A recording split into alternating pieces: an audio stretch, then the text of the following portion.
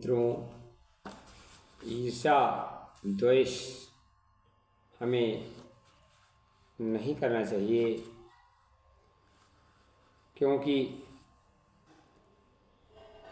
ईर्ष्या मनुष्य को अवनति की ओर गिराती है। एक दृष्टांत, दो विद्वान एक किसान के यहाँ आतिथ्य बनकर आए। किसान ने उनका बहुत उचित सत्कार किया। जब एक विद्वान स्नान करने हेतु स्नान घर गए, तब किसान ने दूसरे विद्वान से स्नान करने गए विद्वान के संबंध में पूछा, तो उन विद्वान ने बड़े गर्व ईर्ष्या से युक्त होकर कहा, अरे वह तो मूर्ख बैल है, उसे कुछ नहीं ज्ञात है। किसान ये सुनकर चुप रहा। जब वह विद्वान स्नान करके आए तो पहला विद्वान स्नान करने गया, तब किसान ने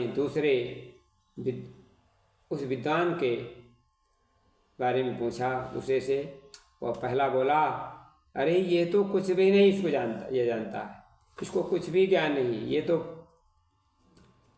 पूरा बैल है, ये तो पूरा गधा है। किसान अपनी बाड़ी को चुपचाप सुना, कुछ नहीं बोला। शाम को भोजन का समय आया तो किसान एक डलिया भूसा, एक डलिया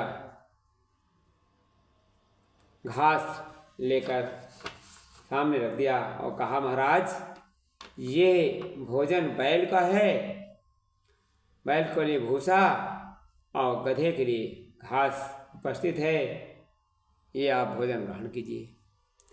यह सुनकर दोनों विद्वान लज्जित हो गए। निसंदेह विद्वान होकर एक दूसरे को नीचा दिखाना, ईर्ष्या और द्वेष करना हानिकर है। ऐसे विद्वान निसंदेह ही पशु श्रेणी में आते हैं। और ठीक ही कहा गया, ईर्ष्या द्वेष के आगे जो अपना शीश झुकाते हैं, सबके द्वारा निंदित होकर वे नरकायर कहलाते हैं, वे नरकायर कहलाते हैं।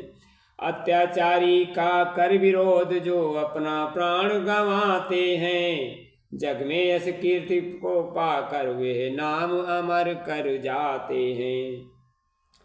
इसलिए उठो आगे बढ़कर अन्यायों का प्रतिरोध करो, तुम हो भारत के अमृत संतान, मरने को भी नहीं डरो।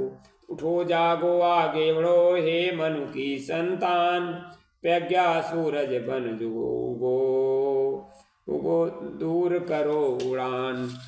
मित्रों, आतंकवादी पशुओं की तरह जो अपना जीवन जीते हैं, जीवन को अमृत कलश छोड़ वे गरल हलाहल पीते हैं। नए बिन्ने धर्म दे प्रदेश दुर्जन को कहाँ सुहाते हैं, वे तो केवल अंकुश की ही भाषा को बस में आते हैं। समझाने से सुनता रावण, सोने की लंका जलती क्यों, महाभारत का महासमर में रक्त नदियां बहती क्यों। मानवता का शत्रु है दुश्चिंतन अज्ञान, इससे लड़ने के लिए जागत हो सद्ज्ञान। धन्यवाद।